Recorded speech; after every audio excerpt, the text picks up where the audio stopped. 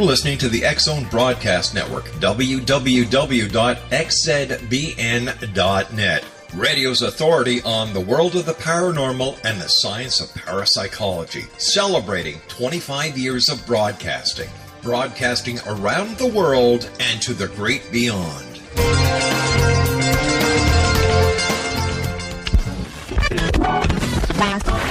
All Hit Radio.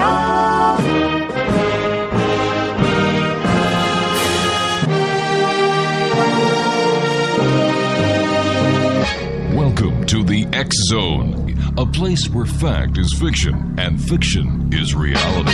Now, here's your host, Rob McConnell.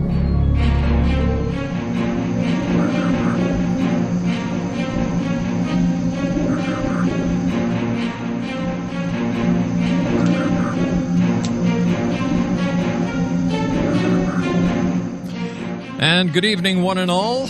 Welcome to the X-Zone. I am Rob McConnell, and we're coming to you live and around the world from our broadcast center in Hamilton, Ontario, Canada. Worldwide toll-free, 800-610-7035. Our email address is xzone@xzoneradiotv.com. On all social media sites, X-Zone Radio TV. And our main radio site, where you can listen to the X-Zone 724-365, as well as the live broadcast Monday through Friday from 8 p.m. Eastern until midnight at www.xzoneradiotv.com. My first guest tonight, X-Zone Nation, is Reverend Maria Dancing Heart Hoaglund. She is an international author, minister, and transformational energy healer. She served as a spiritual and bereavement counselor for hospices for many years.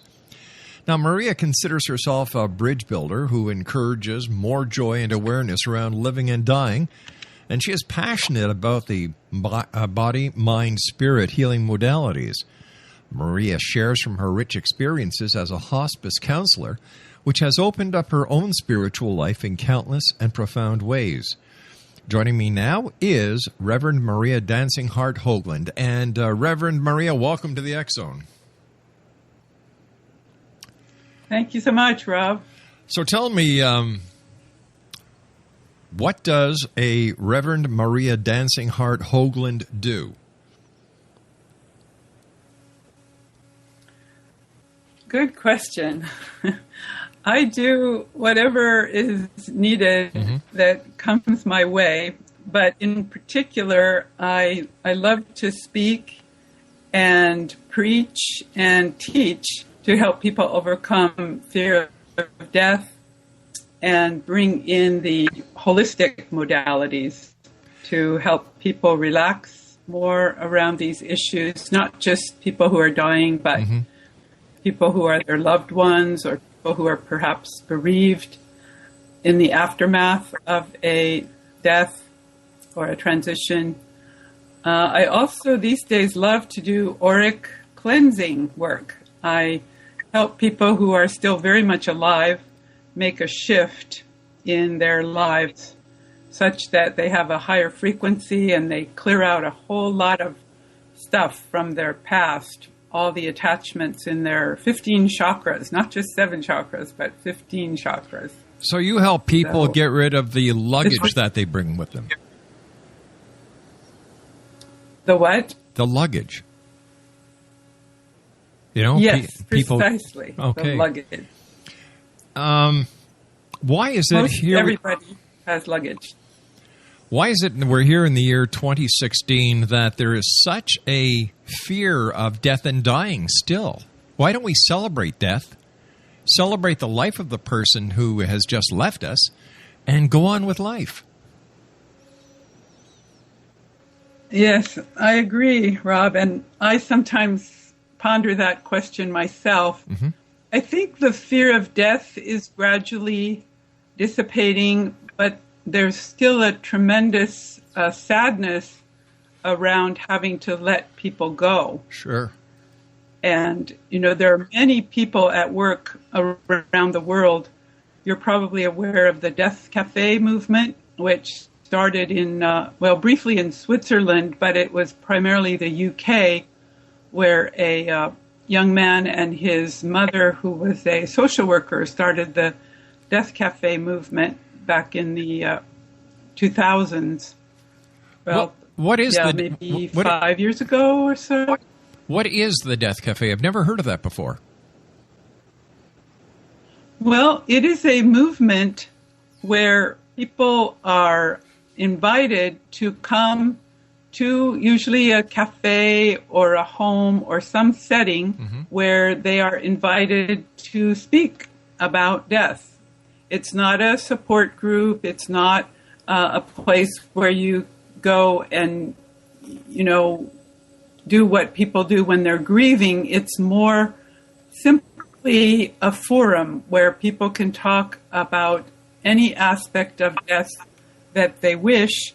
And typically people enjoy tea and cake or something sweet while they're doing this. So it's a nice social gathering that is happening all over the world now in many large cities and sometimes not so large cities.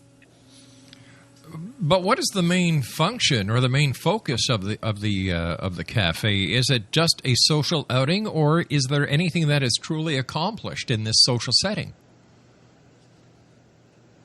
Well, it's an open-ended social setting, but the focus is on making sure people get to speak about end of life, death, grief-related issues.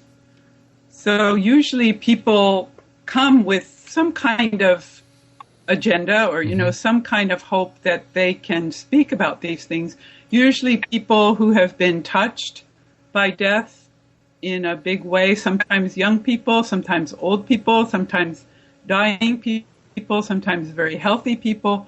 It's just a potpourri of whoever decides they want to come that evening. And for instance, here in Olympia, near where I live, we have a Death Cafe every month, and you'd be surprised. We have sometimes 30 attending, and sometimes maybe only 10 or 12, but there are always people coming and with a desire to speak about this, as you say, still taboo topic in our culture.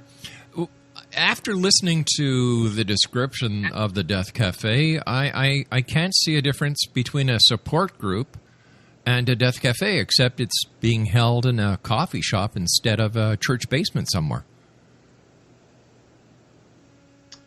Well, in some ways there are similarities, but this Death Cafe is much broader. In other words, people might be talking about their experiences with death over the years, and they might also speak about what they desire for their death or the plans they have yet to make. All kinds of topics are brought up. Wow. And it's very spontaneous depending on who comes.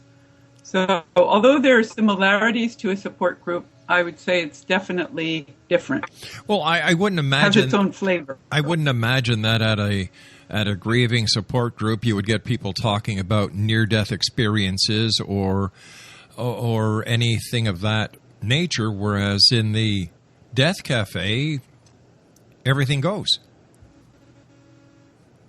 Exactly. Gotcha. Exactly. And in fact, a Death Cafe that I remember leading in Sedona while I was living in Sedona, Arizona for a time, we had a beautiful story about a near-death experience that the woman shared. We went around the circle, and just introduced ourselves. And in that process, she shared a very powerful, profound near-death experience that probably touched everyone in that group. And that's the thing, there's so much grist for the mill, and it's such a rich topic, this end of life and the mystical aspects of death, such that when people get together, sometimes they don't want to leave because there's such amazing, rich and blessed conversation around this. Right.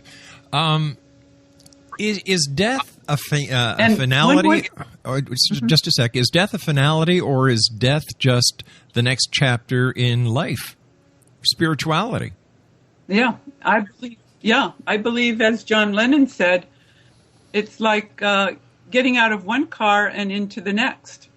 It really is just a chapter a pause, and something very different then can show up after that. What was it that happened in your life that made you want to focus on working in a hospice, in dealing with death and helping people deal with death? Well, funny you should ask. I was a minister. I was a pretty typical, well, as typical as I can get, minister for about 10 years in a parish, or in some parishes in the United Church of Christ, right, which is the old congregational church over here. And frankly, Rob, I was more or less dying on the vine after 10 years. I was not a very happy camper. My spirit was kind of just down, you know. Right. And one day I was at the end of one of the interim ministries I was doing, and I was meditating, and literally the word hospice came to me. And there was a kind of a rustling in the books across from where I was meditating or sitting. And I thought, wow, pay attention, you know, because things like that didn't happen to me that often in those days.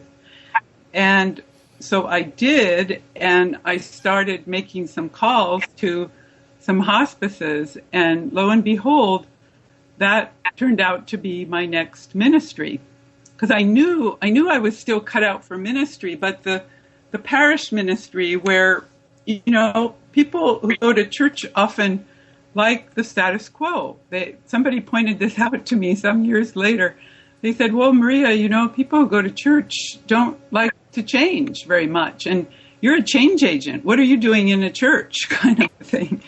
And so it was like Spirit helped me adjust where I was sitting or where I had planted myself in the world. And instead of being in a church, they took me over to a hospice, and I was very happy there. So, you know, I say to myself, wow, hospice, you know, death work was what brought the joy back into my life. But it's true. It's really true. Why is it that you say the whole world's on hospice at this time? Well, that's a term I coin somewhat facetiously nowadays. But, you know, the world as we know it is shifting, as especially listeners on this radio would know. We are going through this tremendous shift in consciousness. And in order for this shift to happen, we really have to die to the old. Unless we let go of the old ways, it's going to be very hard for us to enter into the new, more loving, more blissful, more expansive ways. So I say we really are on hospice. The way of the past is dying, and we have a whole lot to learn from the dying about letting go and releasing so that we can welcome in the new. What can we learn from the dying? Well, there is a lot we could learn from the dying. Some of the things that I've learned from the dying, I've included in my second book. It's called The Most Important Day of Your Life. Are You Ready? I kind of picked that concept up from the Buddhists, since the Buddhists believe that that our most important day and even our most important moment is happening when we die. And in fact, I had a very interesting young Buddhist volunteer firefighter talk to me when my first book had just come out over on Whidbey Island. And he says to me, Maria, in Buddhism, birth is the hard part. Death is easy because we have the whole rest of our lives to prepare for it. And see, this is the Buddhist concept that death is so important that we need to be preparing our whole lives to let go, have this big letting go at the end. And there are many, many ways that we can learn from the dying. For one, the whole experience of working with the dying can be likened to a near-death experience. only perhaps in slow motion. So keeping that idea that we could have a near-death experience, which is not a scary thing at all. When you read the near-death experiences, almost every one of them speak of this incredible reunion and incredible going that people have when they have this near-death experience. So likely that's exactly like what we're going to have when we die. So we need to prepare for an uplift, prepare for something very wonderful and start letting go of what's no longer serving us, be it resentment, all the emotions we tend to carry around against other people. We don't need to wait until we're dying on our deathbed to offer people forgiveness or to let them off the hook about our own little petty resentments and so forth, The funny thing about this life... The dying... The funny part about this life is that we start dying the moment we're conceived. Yes, precisely. Life is not life. Yep. Life is the commencement of death. Yes, you're right. You're right. And we never know when that end will come. I mean, we think we have till we're 60 or 70 or 90 or 100, but young people die, children die, babies even die. I worked in a children's hospital when I was training for seminary, and wow, little babies die. So we have to be prepared for these things rather than keep pushing it under the rug as if it's never going to happen to me or to us, So how should we prepare ourselves for death or the death of a loved one? Is there any magic potion that will take care of each and every one of us, or is grief an individual process that we must take seriously? We must look inside ourselves, and can we look at grief as a personal cleansing as well? Yes, I would say that grief is a personal matter, and each one is different, and it hits us and affects us at very different times in our lives. But even before grief, I would say that spirituality, coming to some kind of understanding of what we believe and what we understand about life, death, and beyond, this is what could help us. There's a book out by a woman named Christine, can't think of her last name right now. She is a Buddhist now, but she was married to a young man, who was given only 1 year to live with leukemia. Mm-hmm. And suddenly, both of them were plunged into this world where neither of them had much spiritual preparation. And a year later, this young man died of leukemia.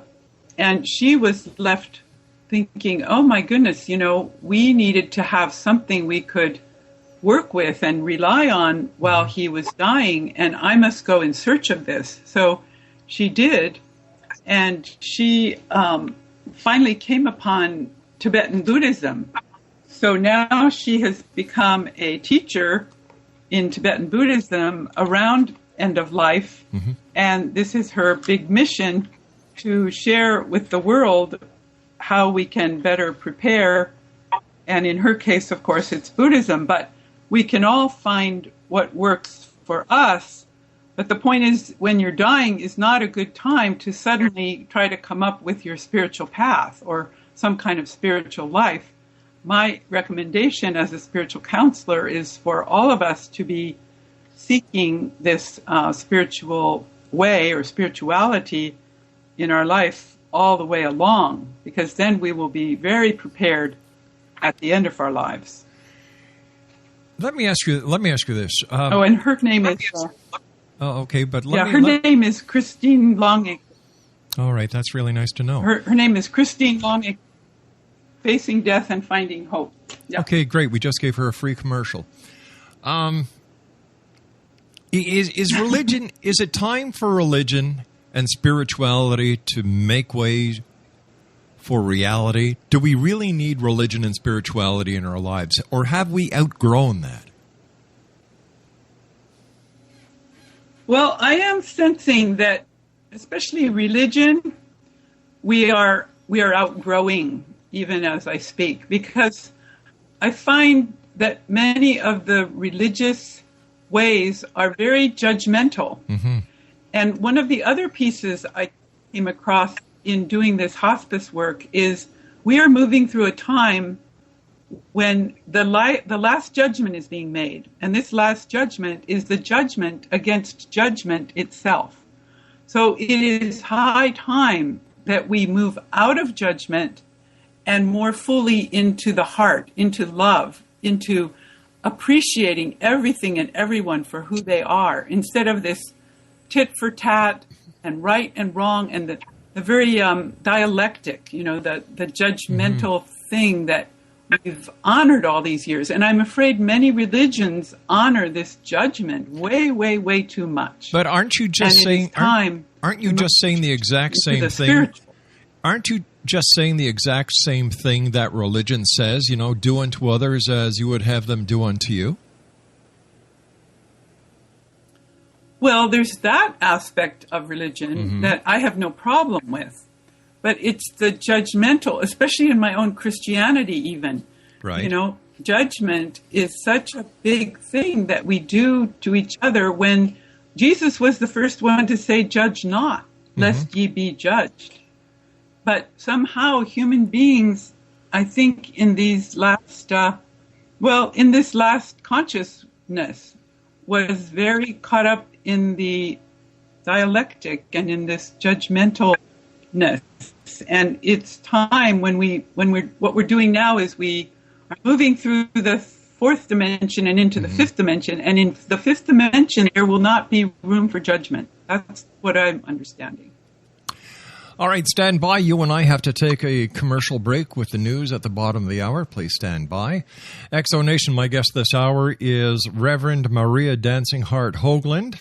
Her website is www.changewithcourage.com or www.runningthebars.com. That's something I used to do in my younger days, was I used to run the bars up and down, Crescent Street, Peel Street, and all those other great bar streets in Montreal. 1-800-610-7035 worldwide toll free. This is the X Zone. I am Rob McConnell. This is a place where people dare to believe and dare to be heard. It's a place where fact is fiction and fiction is reality. And we come to you Monday through Friday from 8 p.m. Eastern until midnight, right here on the X Zone radio show, the X Zone broadcast network, and across Europe on Radio X. I'll be back on the other side of this break. Don't go away.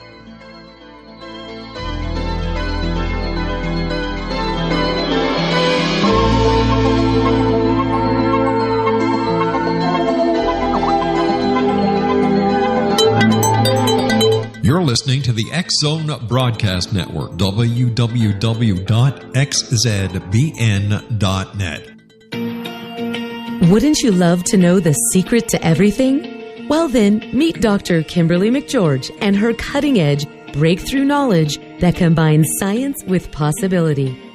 Dr. Kimberly brings real-life answers and healing to those open to alternative solutions. She teaches solution-based programs and classes that will change all areas of your life forever. Specializing in conscious creation, intuitive readings, and energy medicine, you can rapidly shift health, relationships, business, and money and abundance challenges quickly. Receive her best-selling book, Secret to Everything, at no cost by going to secrettoeverything.com/X-Zone. That's right. Transformation can start now. Just go to secrettoeverything.com/X-Zone and receive Dr. Kimberly's book for free.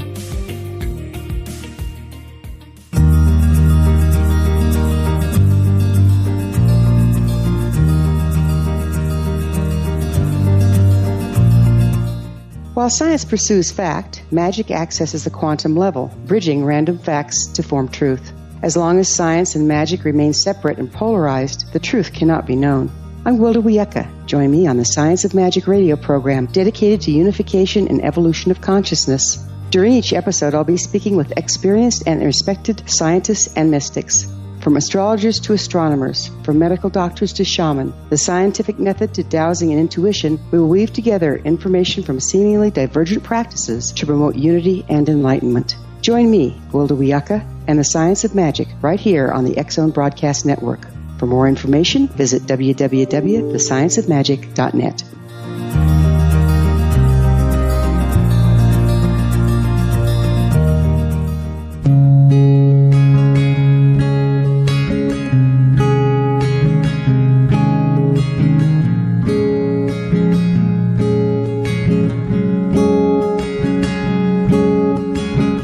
Starr began to demonstrate a metaphysical connection to the spirit world as a little girl. Her family noticed the connection, but it was a great-grandmother who told the family that Linnea was indeed gifted. The great-grandmother, who was also gifted, felt that Linnea had indeed inherited these attributes. It has been noticed that oftentimes such things are passed down through the generations.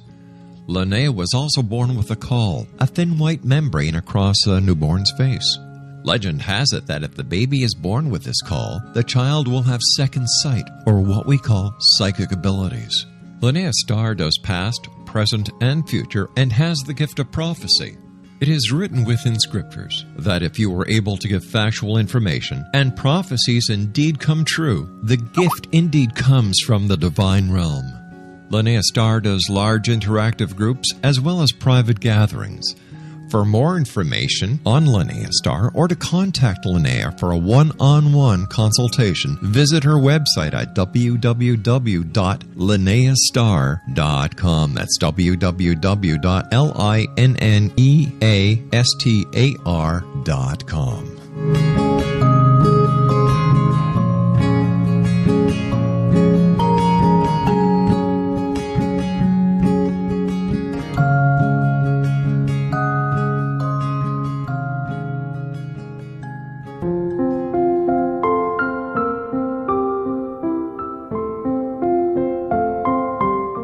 I am Dr. Carl O'Helvey, founder-president of a new cancer foundation focusing on evidence-based physical, mental, and spiritual interventions, including natural cancer cures, prayer, meditation, affirmations, nutrition, and other related holistic cancer prevention and cure modalities.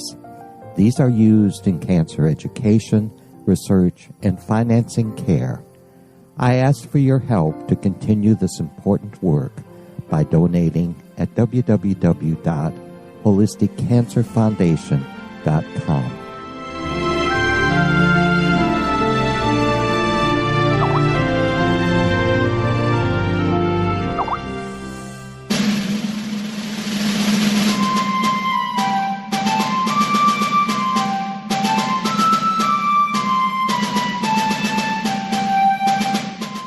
Thomas Jefferson was a Burgess of 27 when he met Martha Wales Skelton, a 22-year-old widowed heiress who was fondly called Patty by her family. They were married on January the 1st, 1772, and they took up residence in a cabin on the building site on top of a Virginia mountain that Thomas had named Monticello. As Thomas and Patty slowly built their first version of the great house at Monticello, the Revolutionary War was heating up. Patty, with difficulty, bore 5 children, but only 2 girls survived. Thomas's political career developed to the point where he was often away from home, but after he authored and signed the Declaration of Independence in Philadelphia, he resolved never again to leave his wife. He was elected the governor of Virginia, just as that state became the Revolution's last battleground. The Revolutionary War ended in 1781, and Thomas gladly retired altogether to my family, my farm, and my books. But Patty continued to want to bear her treasured husband a son, and late in the summer of 1782, she died of kidney failure at the age of 33, 4 months after having borne yet another girl. Thomas was so devastated by her death that he never remarried. He mourned her for the rest of his life, even as he helped to frame the peace in France and then became the first Secretary of State, the second Vice President, and the third President of the United States. This story is true. Thomas Jefferson was such an obsessive letter writer and record keeper that we know where he was and what he was doing nearly every day of his adult life. Every significant thing he says in My Thomas comes from his contemporary writings. My Thomas by Roberta Grimes is now available at Barnes & Noble, Costco, Target, Books A Million, Hudson Booksellers, Kmart, Walmart, Sam's Club, Walgreens, CVS, and online at Amazon.com. You can visit Roberta Grimes online at www.robertagrimes.com.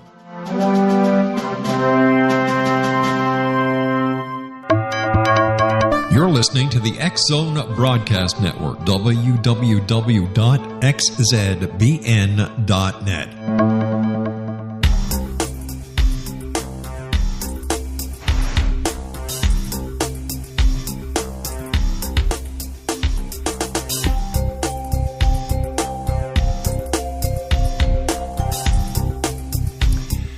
Welcome back, everyone.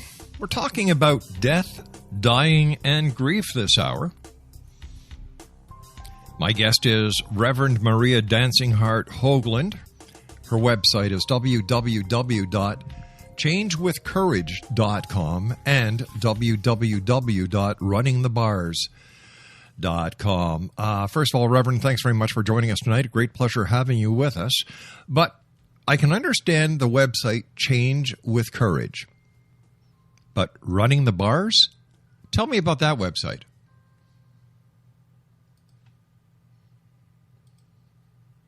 All about the energy. Yeah, that's my little Kit Kat. Oh, I see. That is the name of one of the energy work varieties that I do. It's called Running the Bars, and it is out of a system called Access Consciousness. And many people around the world are starting to learn this.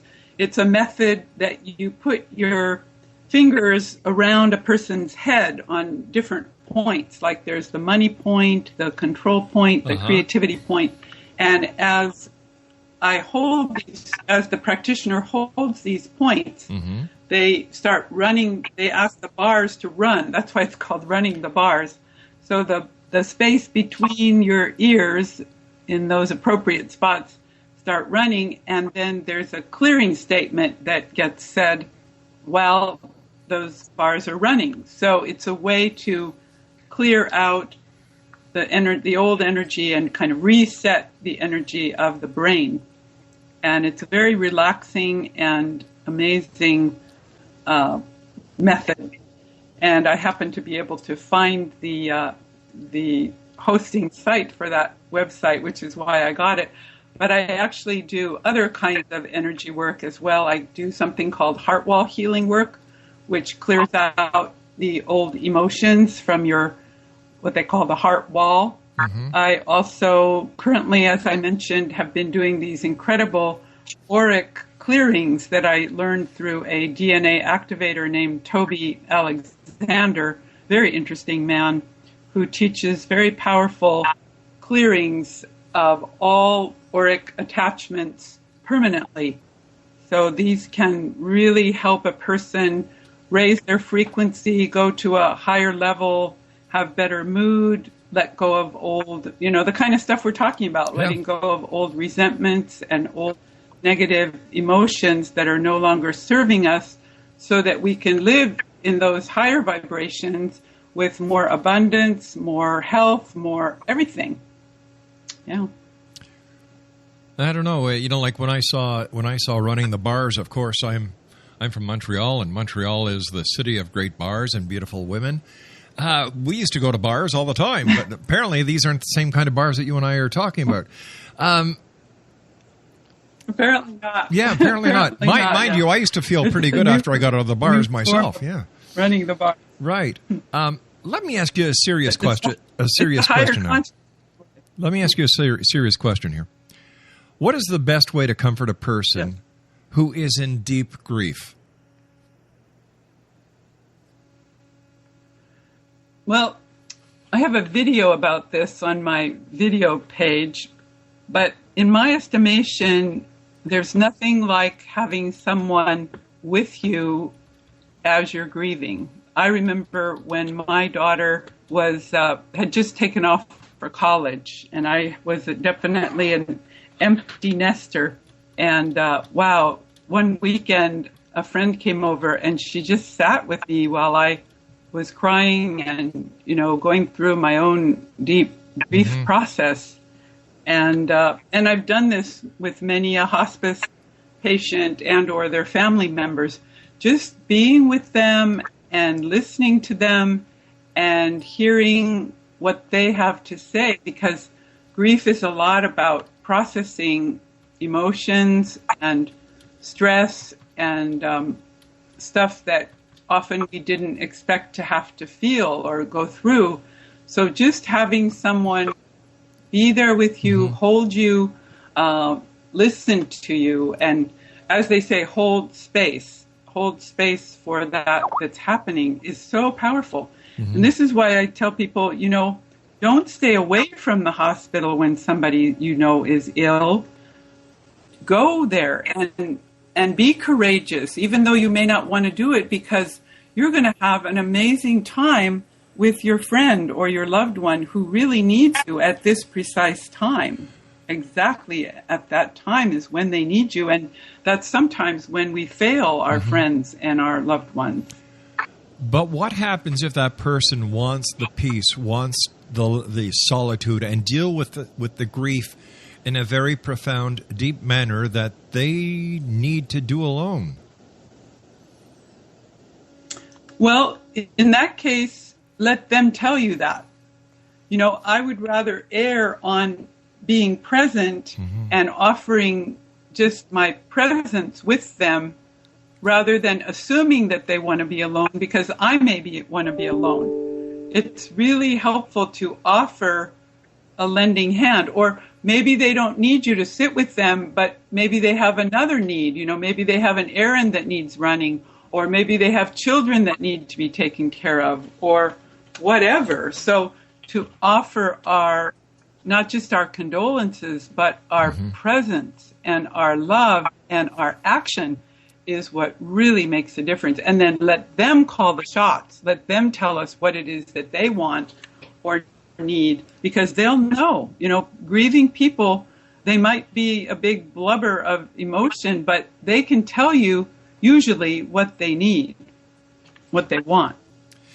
Something that a lot of people do not realize is grief is not just when someone dies. Whenever the human psyche has a major upheaval, this is when grief can strike. Whether it's losing your job, moving to a new area, selling your house, wherever there is a personal crisis, grief is present as well. And why don't we share that with people? Why is it that people think that grief is only related to the passing of someone you love?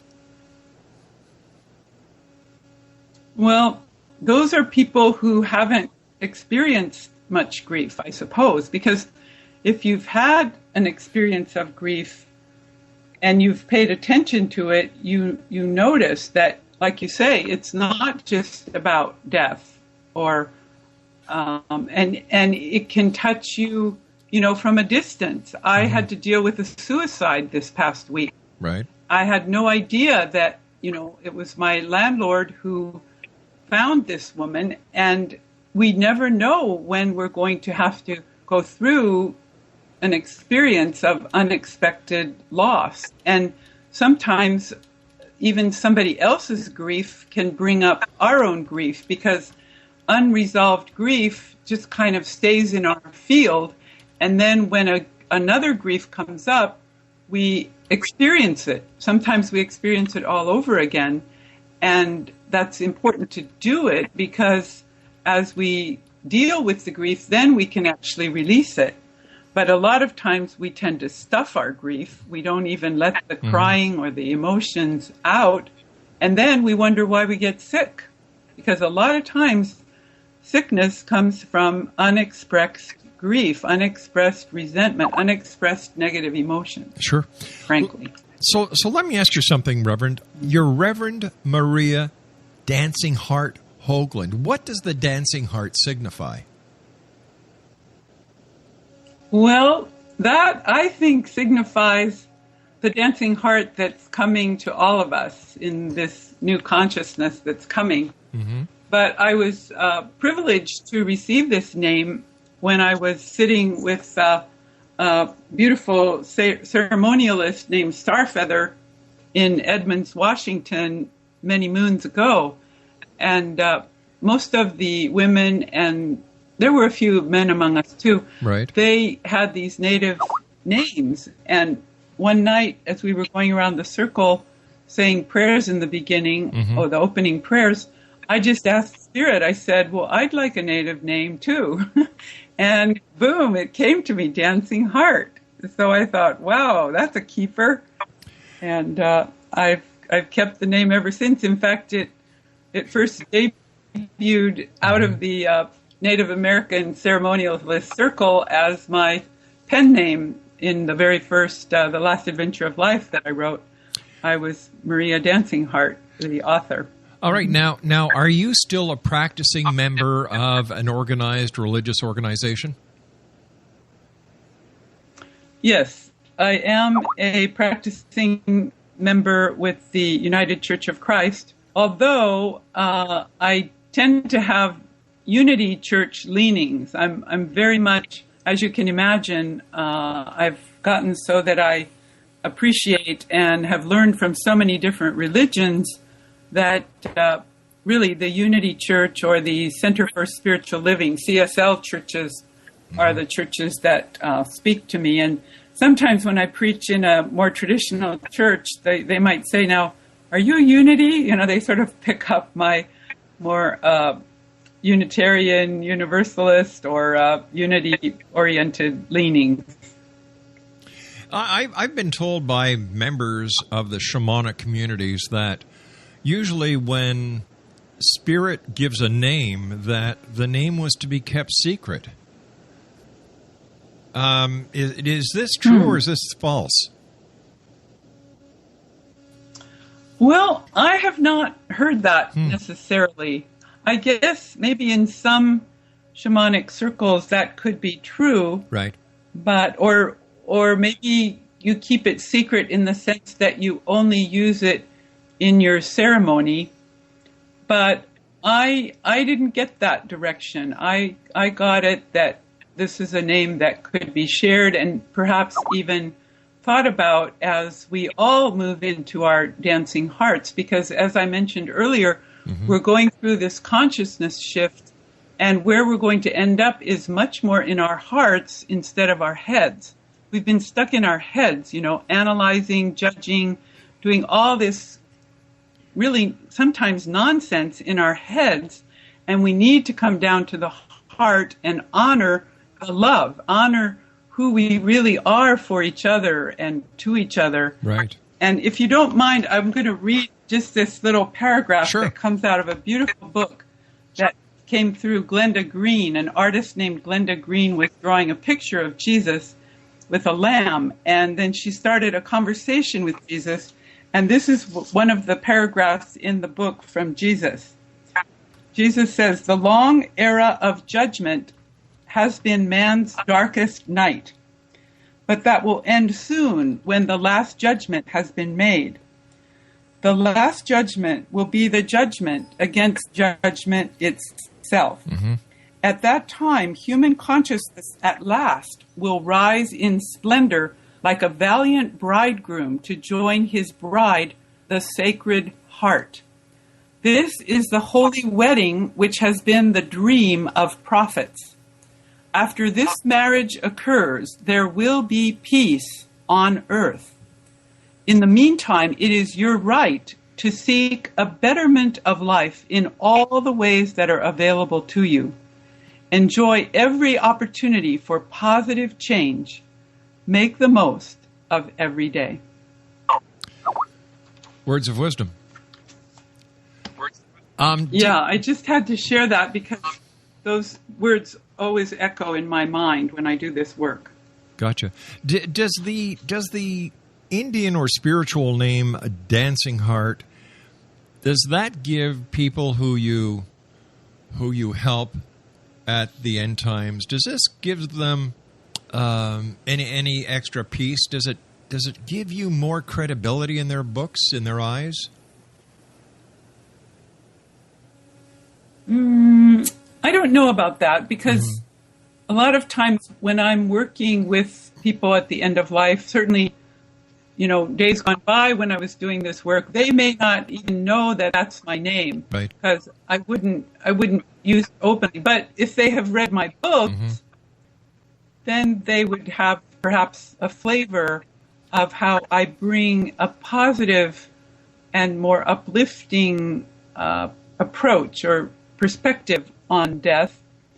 And hopefully this does bring people peace. I have received many reviews or, letters from people over the years who have appreciated this positive, like grist for the mill, but in that positive light that helps them cope with grief and death. Understandably so. When you go to the hospice, or when you're asked to help somebody make the transition from this side to the next, do you wear your ministerial collar? No. You don't? No, that doesn't help, I find. I mean, sometimes when Catholic priests come in and they're offering their, last rites. The old term was last rite. Yeah. But yeah, they call it something else nowadays. But sometimes they might wear their collar or their, priestly garb. Right. But it's pretty unusual for any of us spiritual counselor types on a hospice to be wearing these garbs. So tell me, we just dress pretty normally. What is the difference between a spiritual counselor then and a member of the clergy? A spiritual counselor is just a little more open, perhaps, in their stance. A member of the clergy usually comes out of a particular tradition, and unless they've been well trained, they may pretty much want to stick with their point of view. And then, as I was saying earlier, that old judgment tends to come out, and they might, well, of course, if they're dealing with their own parishioner, no problem. But it's when you're starting to open up the gates and dealing with all kinds of people that you have to be very careful as a chaplain or a spiritual counselor what you say to people, because you need to allow them to have their belief system, and you want to strengthen their belief system at the end of life. So I often found myself as a spiritual counselor learning from my people. I would go in and I never knew what was going to come up, but I might run into a Mormon person, or I might run into a secular humanist, or I might run into a Zoroastrian. You never know. And then it's an opportunity to learn and be all ears what they believe and what they want to tell you about their religion, rather than trying to push my religion on them. Let me ask you something, Reverend. How many gods are there? In my estimation, there's only one God. And why are there so many different religions and religious philosophies if there's only one God? Well, that's a good question, Rob. I think it's because of all this division and judgment and petty argument that humanity has been doing for years now. Okay, this brings me to one other piece I have to share with you. This is from my other book, we've got The Most Important Day of Your Life. We've got 2 minutes. Did you ever see that? Okay, well, this is from Eat, Pray, Love, the film and movie book that was written by Elizabeth Gilbert, and it's a peace vision from the Hopi people. And what it says is the world's religions each contain a spiritual thread. These threads are constantly seeking each other, like long-lost lovers desiring to join and merge as one. When all these threads are finally woven together, they will create a sturdy rope that will pull humanity out of the dark cycle of history that we have been stuck in. In this way, we will create peace on earth. I want to thank you so much for joining us tonight, Reverend Maria Dancing Heart Hoaglund. And I wish you much success with your books and with your religious journey. I'll be back on the other side of this commercial break as we continue here in the X Zone from our broadcast center in Hamilton, Ontario, Canada.